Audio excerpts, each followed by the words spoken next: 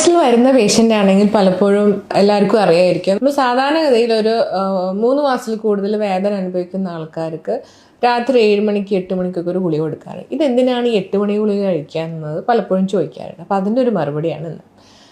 നമുക്കറിയാം, ഒരു സ്ഥലത്തു നിന്ന് തന്നെ ഒരുപാട് കാലം, അതായത് മോർ ദാൻ 3 മന്ത്സ് നമ്മളുടെ ശരീരത്തിൽ നിന്ന് എവിടെയെങ്കിലും വേദന അനുഭവപ്പെടുന്നുണ്ടെങ്കിൽ അതിന് ക്രോണിക് പെയിൻ എന്നാണ് വിളിക്കുക.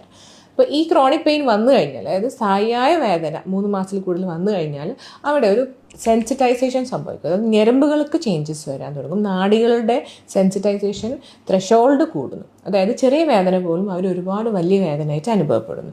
പുറപ്പോൾ മുട്ടിനാണ് വേദനയെങ്കിൽ അവിടെ പെരിഫറൽ സെൻസിറ്റൈസേഷനും ആ ചേഞ്ചസ് തന്നെ നമ്മളെ തലച്ചോറിലും അതുപോലെ സുഷുമ്നാഡിയിലും ഒക്കെ വരുന്നു. അപ്പോൾ ഇതിനെ സെൻട്രൽ സെൻസിറ്റൈസേഷൻ എന്ന് പറയും. ഈ ഒരു പ്രതിഭാസത്തെ കുറയ്ക്കാൻ വേണ്ടിയിട്ടാണ് നമ്മൾ ഈ 8 മണിക്ക് പ്രിഗാബ്ലിൻ, ഗാബാപെന്റിൻ, ഡുലോക്സിറ്റിൻ അതുപോലത്തെ ആൻറ്റി കൺവൾസൻസ്, ന്യൂറോപ്പറ്റിക് മെഡിസിൻസ് കൊടുക്കുന്നത്.